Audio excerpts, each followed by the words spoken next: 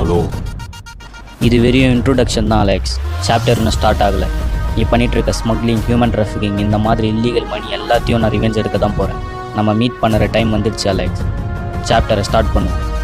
வாழ்க்கையில் நல்லா போயிட்டுருக்கும்போது நான் சவுத்தில் முட்டினாலும் அதை நிமிர்ந்து பார்த்துட்டு எட்டி உடைச்சிட்டு போகிறோம். இப்போ அந்த சவுரே என் முன்னாடி தான் இருக்குது. அது எப்படி வெட்டிச்சு செதறன்றத இன்னும் கொஞ்ச நேரத்தில் நீ பார்க்க தான்டா போகிறேன்.